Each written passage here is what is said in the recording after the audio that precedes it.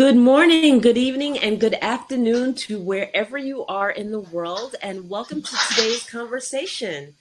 And it is being hosted by myself, Enolia, and Sarah Jane. Say hello, Sarah Jane. Hiya! And we have a special guest today, Dr. Linda Tello of Hi Whole Earth there. Engineering. Yes, and we are going to be talking about the spiral today. So, first of all, before we get started, I'd like Dr. Tello, or I'm going to say Linda. Yeah, Linda's Why don't you? fine. Yes, why don't you introduce and just tell us a little bit about yourself? Okay, great. Hi, everybody. My name is Linda, and I am a first-generation American. My family, they come from Colombia, and I have indigenous ancestry of the Pijaos from the Andes of Colombia.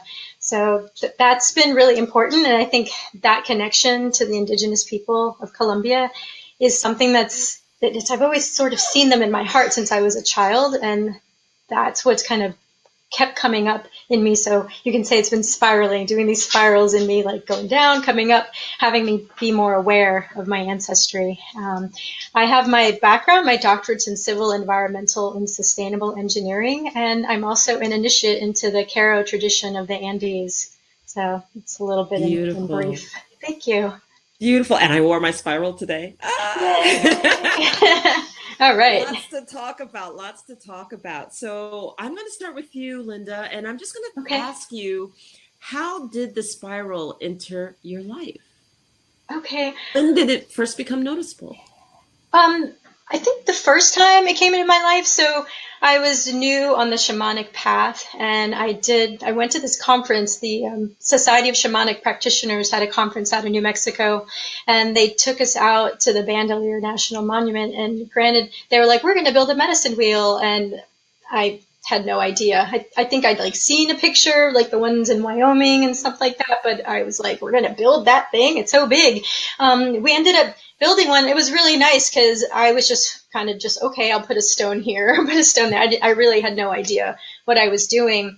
And then they had us walk around it, and they told us to walk around 9 times. And I just did what I was told. And then they started talking about how the water, because I think it was the Colorado River that you see over there, how that's seen as like the blood of Mother Earth, by indigenous traditions all around the world. And that was like my first introduction, but honestly, I had no idea that I was being introduced. The second time that it was really direct, it was literally a statement. I did a shamanic journey, and when I came out of the journey, one of the things that I had was my spirit guides literally said, "Work with the spiral." And I was like, Mm. okay.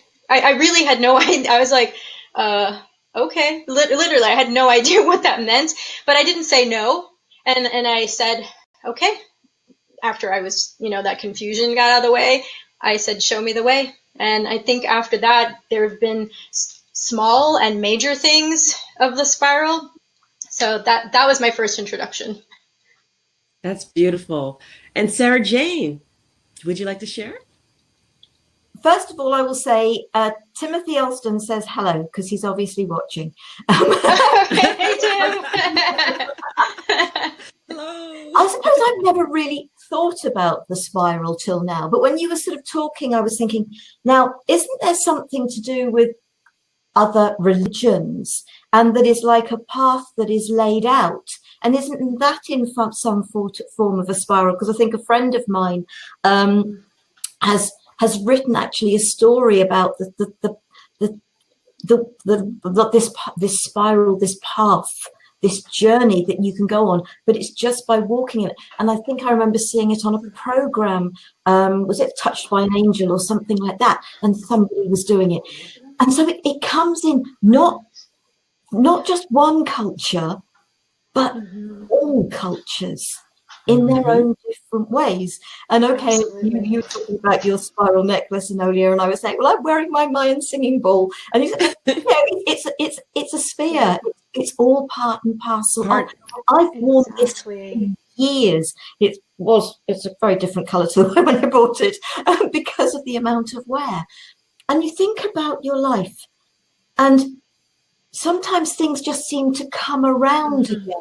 Yeah, And you exactly. hear people say, it keeps coming round till you've learnt that lesson. Exactly. I think that's a hard way of putting it somehow, but it's react differently and you can create a different outcome. That's all part of life.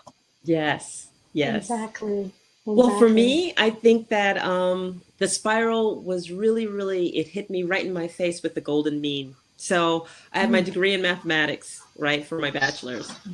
And it really hit me when we were studying the golden mean and I was understanding the mathematical series and how this beautiful circle kept getting larger and larger and larger and going and going and going, and then being introduced into fractals and understanding the repeating of fractals. So for those of you who don't understand what I mean, when you actually plot out like 1 plus 2 equals 3, 3 plus 2 equals 5, 5 plus 3 equals 8, you're actually, when you plot that out on a graph, you're actually creating a spiral, okay? And it's called the golden mean. And so once that came into my sphere, into my view, and I started really understanding how many things include the spiral, that's when I realized everything includes the spiral. Exactly. And another doctor brought it home to me. His name is Ross Hamilton, created a book, and I'm fascinated with mounds. Okay, and Serpent Mound is one of the particular mounds that I'm fascinated with. Yes, I've been there. It's really neat. It's really neat. And I was watching a lecture with Dr. Ross Hamilton, and when he sat there and he used the golden mean in the Fibonacci series and geometry to be able to show how the mounds correlated to the stars. Yes. I was like, that's it. I mean, I was captured by it, you know, it was like, and then I wanted to look into fractals more and I wanted to look into everything more. So for me, it was just like, that's when it really hit me. So understanding that. Go ahead, Linda. I was going to say, when you say fractals, Eolia, I always think of a Hershey's chocolate bar because it's the little tiny squares. You keep adding them, and they actually make the giant chocolate bar. So that's how I always think of fractals to try to explain it. When plus you can eat it, so that works too. Well, we're going to go right back to you two. There's a question from Timothy, and he says, "How does the spiral enter one's life?" Well, the way it ends, you just have to be aware because you'll see it. But then I was going to share. So Tim, hey there. He's a very good friend of mine. It kind of, I literally felt, let's just say I fell into the spiral after it has presented itself to me where I had no idea what it was. I was like, oh, hey, what's up? And then the second time where it told me to work with it, and I was like, okay, what do I do with this? The third time, I literally fell into a spiral. So I had gone whitewater rafting with a friend of mine, and I was like, because it's kind of dangerous kind of thing. And it was supposed to be a class 3 rapids. Oh, yay, lucky me. It turned out to be a class 5 rapid. So exactly. So we're going down the way, and it had rained a lot. So this was like in the New River out in it was West Virginia, and there was a giant boulder, and there was a giant spiral that happened behind the boulder. And the young lady, it was her first check ride to get certified. So I guess there was a leadership failure, and we literally went into the spiral. And it's like I took a breath, and the next thing I know, I was plopped into this, literally fell into the spiral. And the experience I had was very interesting because I had listened to the safety briefing before because I'm a safety nerd like that. And it said that when you fall into the water and it hits you, to make like a ball. So Sarah Jane, you mentioned a sphere earlier. So that was the idea. So it was like make like a ball, because when you don't have anything sticking out, then you don't get caught up. You know, like you were saying, when things happen in your life, you go around and around. I think when we get stuck in these parts is because it's like that analogy. We might stick out our hand, like we're trying so hard to hang on to what's clearly changing that's what causes your wounding there. It's like you have to do like what the gentleman said, make like a ball so nothing gets caught. And then when I did that, it went from everything kind of feeling like I was in a washing machine, like everything's like crazy, to I ended up kind of like the penny at the science museum where you spin it and it goes all the way down to the bottom. That's basically what I became. So I surrendered. And when I surrendered, then the laminar flow of the river, it just took me out of that spiral. And then all of a sudden it was this beautiful, like, calmness. And what was interesting is, like, the friend that I was with, he tried to fight the spiral. And so his experience was completely different than mine. So that was, I don't know, let you guys take it away. I don't know if I answered your question, Tim. Sometimes you literally fall into it. and Tim's being very active on the questions here. He really is. Oh, okay. So maybe, I don't know whether we should give this one to Eolia, and then he's put another one above that as well. Oh, okay. Let's do one at a time. Are fractals the sum of our being or experiences? Eolia, you can take that one. They are the sum of both. I would say that they are the sum of both, because we don't separate our experiences and we don't separate our patterns. So our experiences influences our patterns. And until we learn that lessons, we keep repeating and repeating and repeating until something within our nature or our experience finally changes. So we can make this surrender. a life. Yes. So you take an example like this. My boss doesn't like me. Oh, it's her fault. I can't stand my boss, right? You get a new boss, right? Everything's great. And then all the way through, my boss doesn't like me. There's something wrong with her. Oh, it's all her fault again. How come this keeps happening to me? Then you get a new boss. And then the third time you go, my boss doesn't like me. What's my responsibility in this? What am I doing? Why am I attracting this? Okay, I have to own this. Okay, yeah, that's my personality. I did that. Okay, you know what, boss? You're right. I didn't do X, Y, and Z. Boom, all of a sudden it stops happening. Right? Repeat, repeat, repeat. Now I've created a new pattern, right? And then that new pattern will repeat until I learn something new, So I believe in explaining it in that regard, that the fractal in that regard. That's why we get repeating patterns and then new patterns, and those repeat, and then new patterns and those repeat, because it's a sum of all. It's not a sum of any one thing. You know? And I'm gonna piggyback. Oh, sorry. Oh. Go ahead. No, absolutely. So I was gonna say, you were talking about it being the sum. And so I learned recently, and I love this because I was literally looking at a fire when this happened. And it was at a shamanic fire ceremony, and we were looking at the fire, and you know, like when you stare at it, you see like these little tiny little like blips of fire that come off.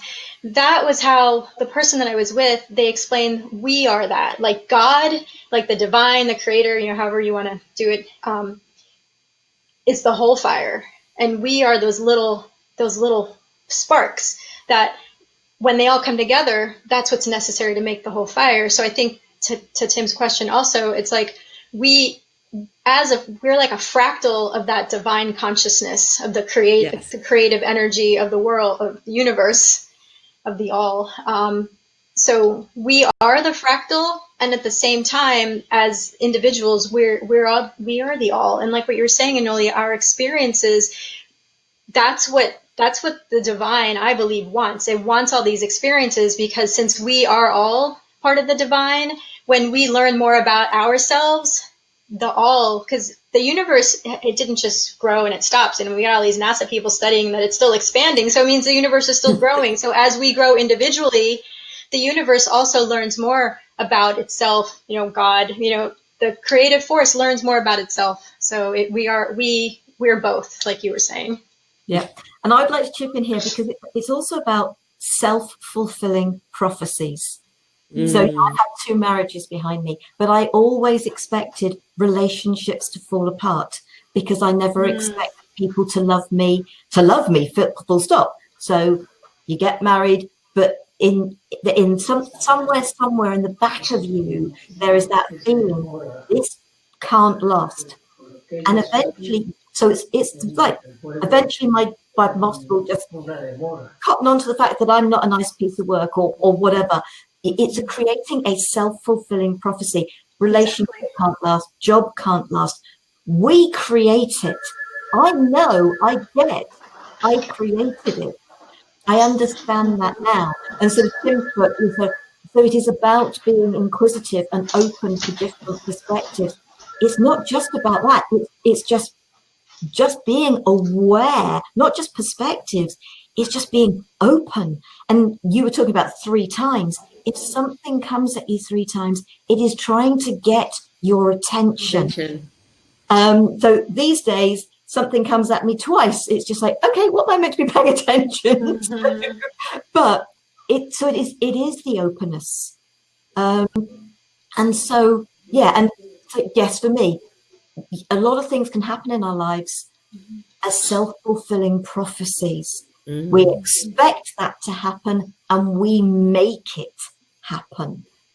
And it's encouraging ourselves to feel better about ourselves that we can actually change that. Otherwise, that spiral is just going to keep going and going. Yeah, I was thinking about when you're saying that, Sarah Jane. So I had the 2 previous times, and I obviously was like, I don't know what I'm supposed to do, and I just left it. And then the 3rd time the spiral showed up, I literally got swallowed by it. so that's an example of what you're talking about. So be careful. You don't want to get swallowed by your thing. This is a perfect segue, Linda, for you to talk about how the spiral relates to the medicine wheel. Oh, well, the spiral is the medicine wheel, and we are the medicine wheel. And what that means is how I was saying before, how we are fractals of the divine consciousness, of the divine energy. So that energy is what created us. And it was really interesting. If you guys get a chance, I think his name is Dr. Gelliman. He's out of Romania, I believe. He did a really great presentation for the Vesica.org, their recent conference.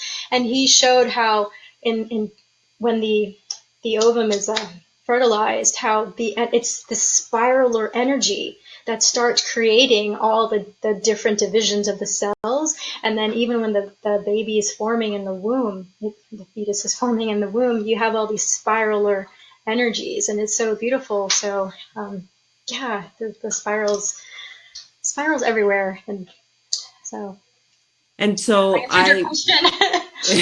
Yes, I also work with Elder Lynch Archuleta out of Arizona, one of the well-respected elders of Yaqui Indian. And he always shared with me that we can divide our bodies into the medicine wheel. Yes. So that the north would be the top part of our body, the south would be the lower half of our body, and to the right would be the east, and to the left would be the west. So that you actually are creating that medicine wheel. So for those of you who are not familiar with the medicine wheel, when you we see it as red, yellow, black, and white. We see it as east, west, south, and north. It has many, many overlays to the medicine wheel. Actually, the medicine wheel is infinite. Okay, we can go north, south. I said we can go spring, summer, winter, fall. You know, we can overlay literally everything, all the way down to the consciousness. Go ahead. Yeah, well, exactly. Well, the largest physical representation of the medicine wheel with our body is if we stand, and can't really do it right here because I got a wall next to me, but if you stand like a giant T and then you pretend like your head is extending out to infinity and your feet are extending out, you create 4 quadrants with your body, and the thing that's in the center is your heart.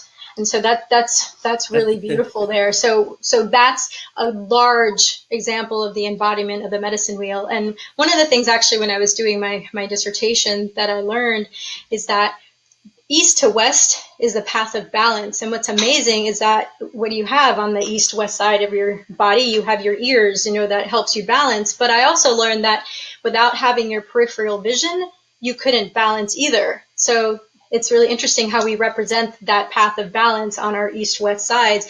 And then the path of imbalance is the north to south, because as when we're walking, we're constantly looking down or constantly looking up, because you don't want to walk like looking up because you might fall in a hole. Or if you kind of walk down, you might hit your head on a tree. So there's they're constant shifting between looking forward and looking where you are, looking forward, looking where you are. So that makes the path of imbalance. So we embody it in our physical structure as well. And as you said, it goes down deeper into like our heart is a spiral as well. And it's a giant muscle that's the way it's wrapped, it spirals around. It creates like these double chambers with the central core, which is really beautiful. And then that goes all the way down into our DNA as well. We have fourfold structures of the spiral or the medicine wheel in our DNA as well. So it's really amazing.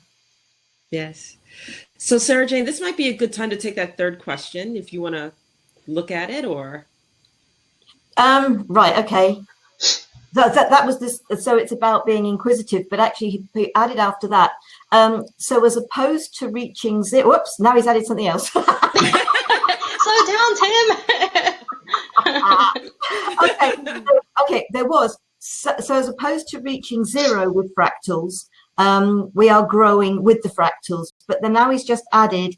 So how do we get our consciousness to embody the spiral through meditation? Observation. They were question marks at the end of those two. I'm going to let Eolia take a stab at this one first because she leads these beautiful meditations, and then I'll add what I know. No and meditation is no pressure at all. Sorry, no. Meditation is absolutely one of many ways that we embody the spiral, because what you're doing is that you're bringing your focus and your consciousness into your heart space. And just as you projected or just stated, Linda, is that your heart space is the center of that medicine wheel, and it is the spiral. So we enter in through our hearts and we project out through that north-south, east-west in expansion. Okay. And so when we find peace, so think of it like electrical circuit, right? In electrical circuit, what you want is the least resistance. When you have resistance, it can't flow. Fire. The energy can't flow. Electrical right? fire. Electrical fire, chaos in our lives, discord in our lives. But when you have the least path of resistance, which is what meditation introduces, is calming down the fire, calming down the chaos, bringing yourself into peace, then the energy flows. And then I'm going to even go into the Kundalini. So if you understand what the Kundalini is, the Kundalini comes from the base of our spine all the way up through the top of our head. And it is like that electrical flow that goes up and down our bodies. Okay, so that flow starts, right? And that's within us. And then we have our meridians, and our meridian points are what introduces us and connects with our chakras. Okay, so these are all of the parts of our body that are the unseen. We know that it's there. We know that it exists. And think of it like the wind. You don't see the wind, but you feel it. You know when it's present, when it's angry. You know when it's present, when it's light, and you feel the tingling on your skin. Okay. It's always there and it's constant, but it's unseen, but we know that it's there. And it's so is the same with the meridians, the chakras, and the Kundalini of our bodies. That is our energy centers. We physically see the neurons that carry the energy. We physically see the spider web of neurons and nerve endings and everything else that carries the energy. So we have to trust that the energy flow is there. And that's why you feel so renewed when you're meditating. So when we're meditating, we have the least resistance. We allow the energy to flow from the Kundalini, through the meridians, through the chakras, to expand through our hearts. Yeah. And we're creating that spiral, that expansion, that knowing. So hopefully that kind of shares exactly what's taking place. And you want to add anything? Yeah. I'd like to say something. So I'd like to kind of piggyback off the comment that Sara Jane said before, and I think you said also, Eolia, it's like when you keep seeing recurring themes in your life and you keep having that chaos, and like you said, this fire from having the same themes coming around and around, and you mentioned, Eolia, you have to stop and say, what's your responsibility in that? For me, it's like I have to figure out, where am I? Like what you were saying, not just the responsibility, but where am I? Meaning the me, the inner me, because I think what the spiral is about, it's taking you back to who you are, because that meditation, I believe it's a tool for helping you reconnect with your true self, because when you're disconnected from yourself, you're going to have those chaos. You're going to have like new bosses, and they don't like you, all this kind of stuff. You're going to have these recurring things, but oftentimes it's because the first responsibility you have is with yourself. Are you being who you truly are? Or are all the things that happened in your life, have they like piled on you and they've told you like you're this other person? Let's say, they're like, oh, you're going to like blue, but you've always liked purple. It's kind of close to blue, but you really prefer the purple, but you've made yourself kind of convinced yourself that you like blue. So you're almost who you are in terms of acknowledging what you really like, but you're not really. So until you can say, no, blue is it's a second best to what I really like or who I really am. And I'm going to just say, purple's not the one I want. It's pretty, then it has blue in it, but I really want the blue. Oh, wait, was it the other way around? I forgot which way I was going. But you get my point. You have to really be honest and go with what you truly want. And I think that's what those spiraling lessons, those repeating lessons are trying to point to you. Like, hey, you're almost who you say you really are or who you really are, but you're not quite there yet. And that's what I think. And then the meditation helps you to recognize that. But in the everyday, when you're walking and, living life, if you keep seeing these themes, and like one of the things I've had to learn was like, am I really like to listen to my heart and listen to that inside? And am I really being me, or am I kind of offset a little bit?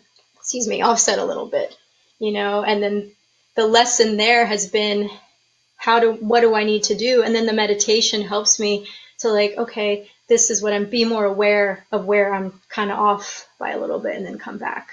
So yeah, you guys chat. I would like to sort of chip in with because the thing he said at the end was observation, and it is because while I've been obviously listening to you talking, I've been thinking about our planet Earth. Mm-hmm. She rotates. Yeah. You get the seasons. She is not just static on an axis. Exactly.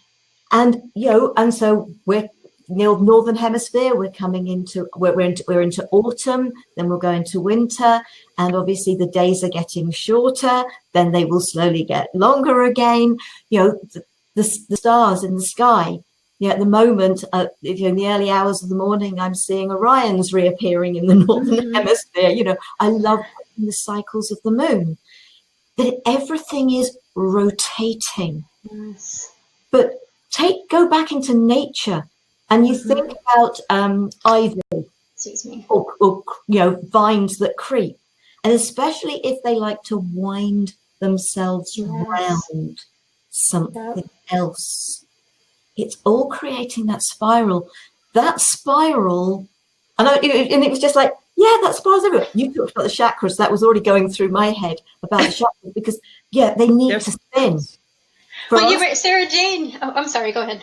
Yeah, but chakras need to spin for us to be healthy in the right place, for us to be healthy. It's all about that spinning. Yeah. Exactly. Well, you started talking about the cosmos, and you reminded me. I took notes. Sorry, I can't get my academic part out of me. And Olia's like, it's not an academic talk, but I had to take notes because one of the things that I love about the medicine wheel, and I learned this from one of my teachers, Josephine Thomason. She's out in Tucson.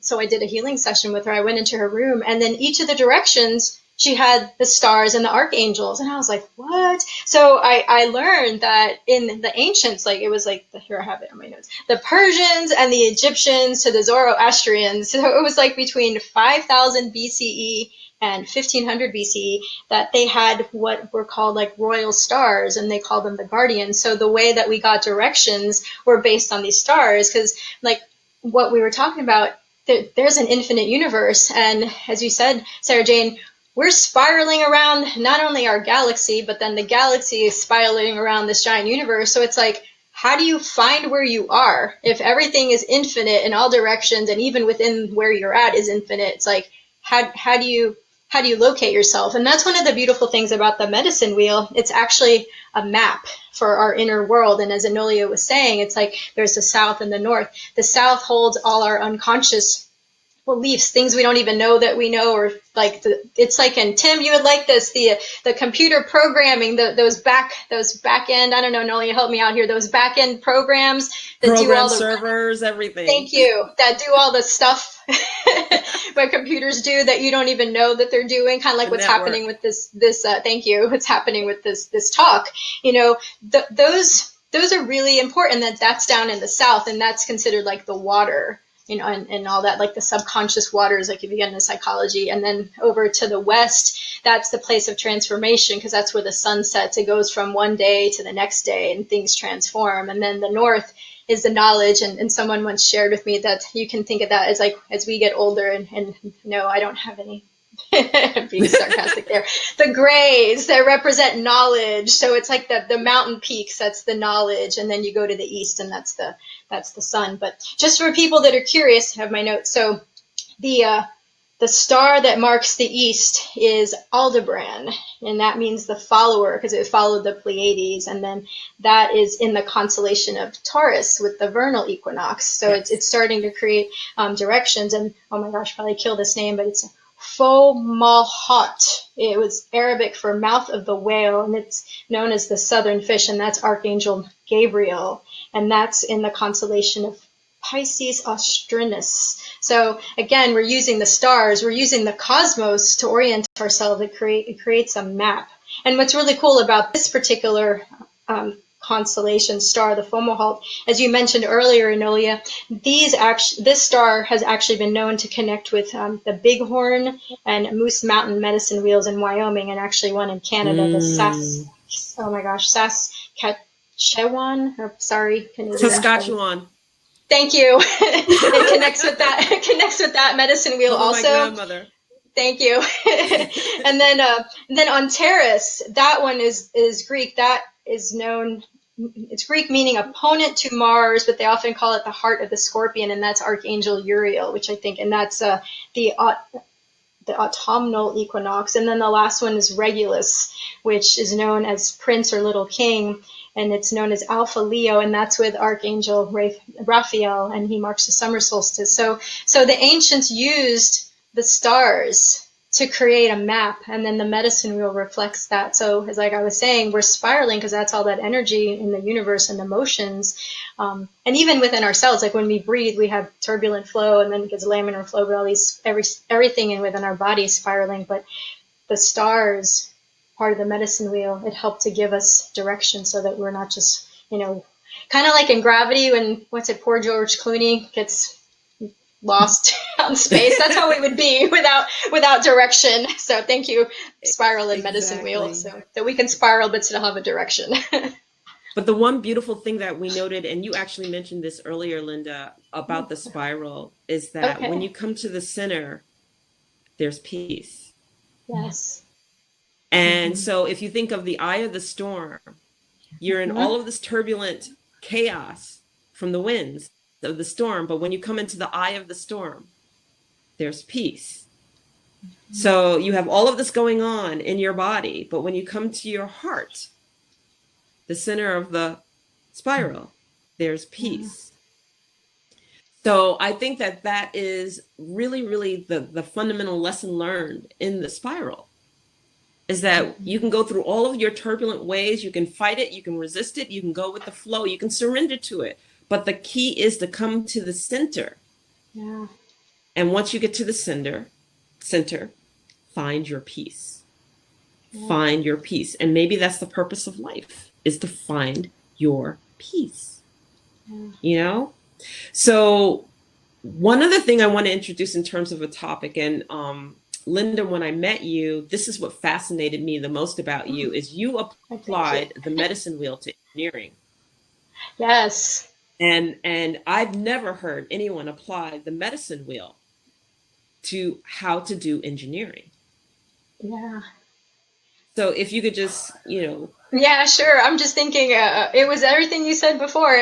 So I had done all my qualitative, which is kind of like interviews, like all that surveys stuff, you know, get opinions. So I done that qualitative research, and then did the quantitative, which is like, you know, counting the beans kind of stuff. And so I was supposed to get all this data, and then I was supposed to make a picture. draw a picture of like how all this data relates. So when I got all the data down to like about 1,000 data points, I'm looking at this data and I'm like, literally like that, like like I didn't know what to do with it. I'm like, I'm like, how do I draw a picture with 1,000 points of data that all relates? I was like yeah, like that. I didn't know what to do. So at that point, I was like, help. Like I was pretty desperate. And then it clicked in me, and I was like, I got my mesa. That's like a representation, like kind of like a medicine bundle for North American traditions. It's a mesas for South American traditions for the Caro. And I opened it up, and it has stones in there that you gather for different experiences that you have in your life, different lessons that you've learned. Each of those stones helps you. So I opened my mesa. I created sacred space because I only wanted good vibes, good things coming in. And I was already having trouble. Don't need like any trickster. Spirits being like, hey, we're gonna like mess her up on her dissertation. I was like, no, thank you. I didn't need that. So I opened the mesa, and I did a journey, and I requested in a very humble but kind of pathetic way too. I was like, help me, please. No, seriously, it was like that. And I asked for an image, a drawing, something to be downloaded. And I asked for it in my dreams because, being left brain, like I said, you said no notes, but I couldn't help myself. I had notes. I'm trying to like break away from that. I asked for it to be right brain, and in my dream so that the left brain would get out of the way. I didn't want any critical like opinions or judging or anything like that, and that linear type of thing that is dominated by the left brain. I wanted simply the right brain. And so I had the dream that night, and I had the image, the next morning, and it was about 75% done. And then what I realized as I was putting the data together is that I had 4 quadrants, and it was based on Ian Lungold. You can look up his video on YouTube. It's about how the Mayan calendar works, and he divided it into four sections. There was attention, intention, integrity, and intuition. And as I started looking at my data where there were death of workers or sick workers, I was like, that's what needs attention. Because I was looking at long-standing health concerns of construction trade workers. It's like, whoa, that's a lot to put into a medicine wheel.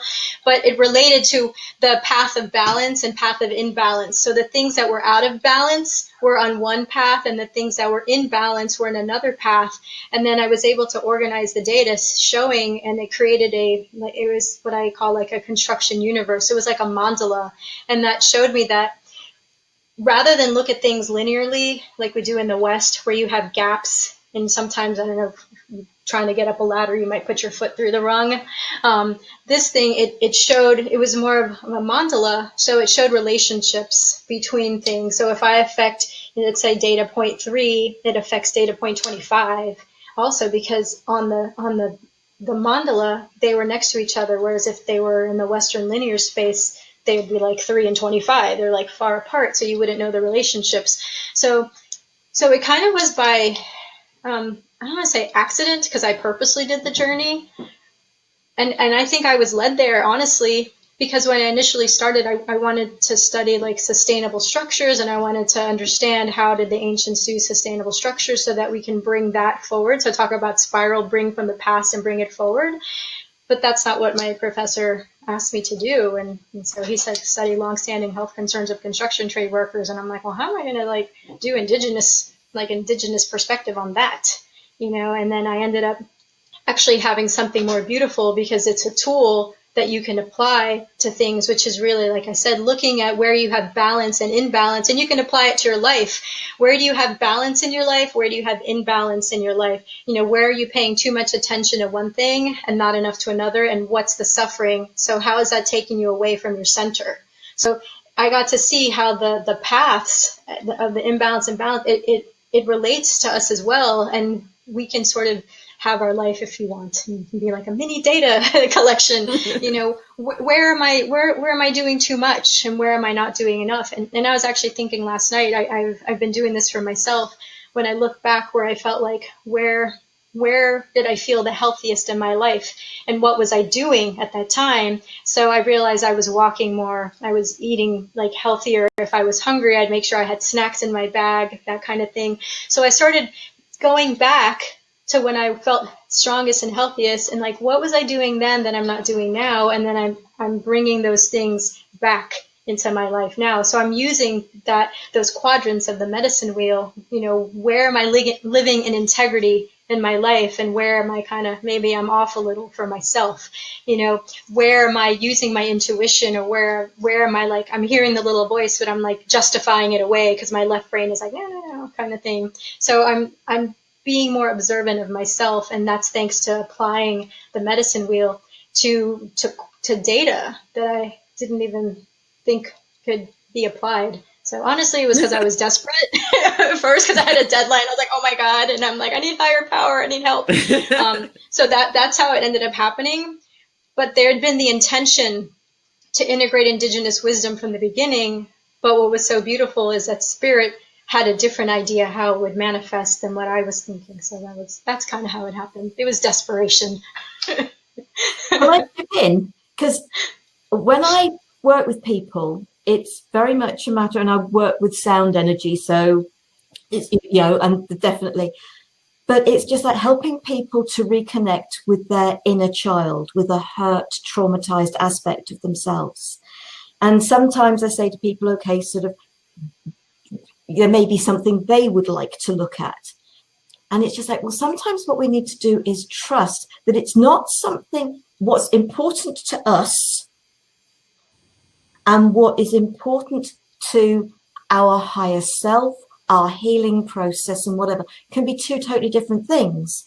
But by dealing with the one that our higher self healing process wishes to us to do first, which could be much further back, we actually help to heal and bring a more comfortable, better state to that aspect that we think is the priority. And so it goes back to what you were saying about 3 and 25 being connected, but it doesn't look like it if you're looking at a straight line rather than looking at a spiral. So higher self, body, healing process, you can come up with any sort of name you like, knows where the root cause is that can support the whole process of getting you to feel happier, more comfortable, more in heart space. Yeah. And so as you were talking about it, and I was thinking, that makes so much sense, because your body, whatever's going on within the spiral within you, it knows where the root cause is, and those bits are connected, but they aren't in our perspective of straight lines. Exactly. So is the spiral moving in one direction? If so, what happens if the spiral goes in the opposite direction? Chaos is what came to mind.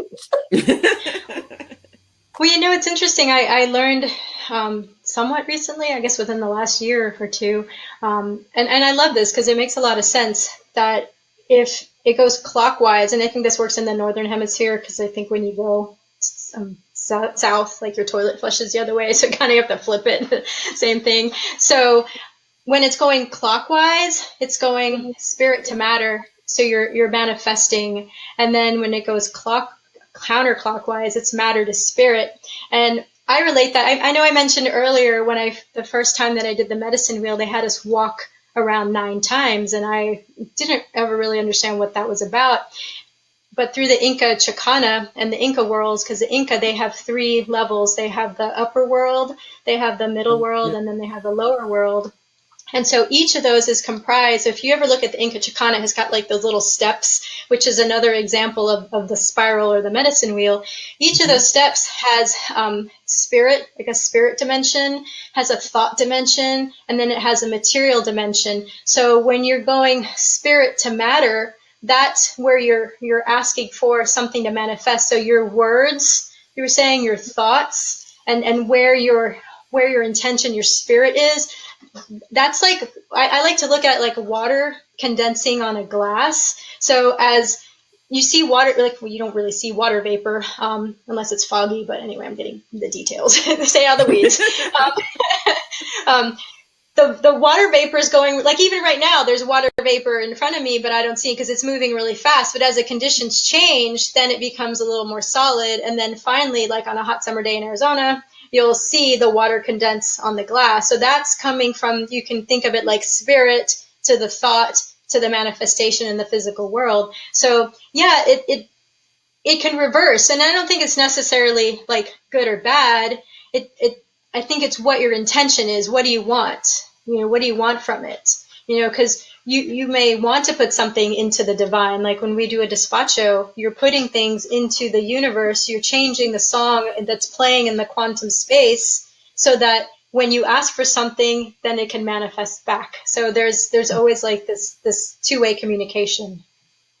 And the indigenous have known this forever. I'm going to comment on my necklace given to me by Thomas Zajic of the Abenaki. Okay. And this beautiful gift that he gave me is a spiral. And the spiral is sectioned here from spirit to matter, me being the matter. But on the reverse side, okay, the actual spiral is from matter to spirit. And the reverse is what you keep next to your heart. We've always, as indigenous, known this, and the teachings have always been there. It's us remembering, like we talked about before, and understanding and embracing those traditions that are very, very significant to us. So yes, across the board. And then what is your intentions? Because if your intentions are negative, that's what you're going to draw to you, and that's what's going to come from you. And if your intentions are beautiful and balanced, because we strive for balance, then that's what you're going to draw to you, and that's what's going to come from you. So the symbolism, like Sarah Jane said earlier, is from every culture. We every culture has embraced the spiral. Every culture has used the spiral. And it's just a remembering of that symbolism and how to embody it. Yeah. Absolutely. I think we're drawing to a close here, aren't we? Linda, is there anything more you would like to add to do? Do you think that we've missed? Well, I think I just want to close with one thing, is that, as Eolia was saying, every culture has a representation of the medicine wheel, and that's because we all are different. So when we have an experience, we express it differently, but it's all coming from the one, and that's what's so beautiful. From the one. So you may see all these different representations, but they all mean the same thing. It's just each person has had a different experience. Each culture had a different experience with the energy. But I love what you said, Eolia and Sara Jane. It's all about observing and figuring out where the balance is and what your intention is. And so that's what you're going to create in there. So yes. Thank you. Brilliant. Thank you, Linda. Thank you, Eolia. And I should say thank you, Timothy. Yeah, thanks, Tim. Thanks, Tim. See you tomorrow. Very definitely been a part of this conversation, even if not vocally. We are back again on the 28th of October. We're going to be doing Befriending Your Shadow Side, and we're going to be joined by life mastery coach David McLeod, who's an old friend of mine. Yes, I've met him. I may live in England, he may live in the US, but we met at a messenger summit in 2012, so we've known each other a while and met our guests on each other's programs quite a bit. Bless them. So yeah, we keep in touch, so I hope you will join us for that. It's been brilliant, folks. Thank you very much. Wonderful conversation. I hope those of you, other than Tim, who's been with us, have enjoyed it as well. Everybody else has been quiet, and Tim keeps saying thank you and bye. So thank you very much, folks. And before we go, Sara Jane, Linda, why don't you just tell us about Whole Earth Engineering, how you can be contacted if anyone wants to follow up with you, and a little bit about Whole Earth, so you can sum that up. Oh, okay, thank you. Well, Whole Earth Engineering is a nonprofit that I founded where I integrate STEAM, which is science, technology, engineering, art, and math, into Indigenous ways of knowing, Indigenous outcomes. And right now, my main project, I'm working with the Caro out in Peru. We're helping them create an online portal so they can do ceremonies online since the COVID's really impacted the community. And we're looking for ways to integrate technology because there are a lot of the newer generations, younger generations, they're having to leave their community, so they want to maintain a connection to their spirituality, to their tradition. So Whole Earth Engineering focuses on helping, Indigenous youth maintain those connections and come up with creative ways to use today's modern applications to do that. And they can find me on the web, wholeearthengineering.org, and do that. I have my contact information on there, so please feel free.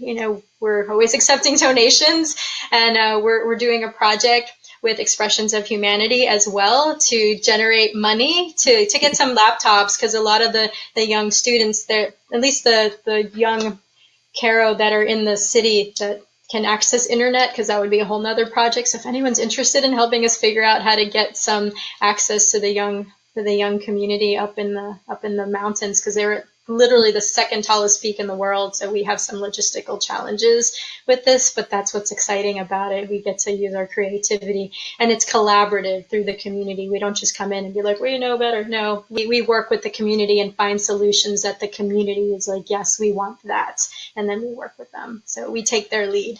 So please, you can find me on the internet and send me an email or send me a text message, however you want, and we'll be more than happy to talk with you guys. So thank you so much. Thank you. If you're watching this live, that website address link is on the About Us page of thegiftofhealingtv.com, where Linda's bio is. And if you're now watching the recording, because it's up on YouTube, certainly from the Gift of Healing TV perspective, I will make sure that it is underneath the recording of the video so that you can connect with Eolia, Linda, Gift of Healing TV. Go and find the information. It's all there for you. So it's all there, put there for you. Thank you, folks. Thank you. Real pleasure. Take care. Be safe. Thank you, Linda. Thank you, Sarah Jane. Thank you, Eolia. Thank you, Sarah Jane. I appreciate it. Namaste, folks. Fun. Bye. Bye.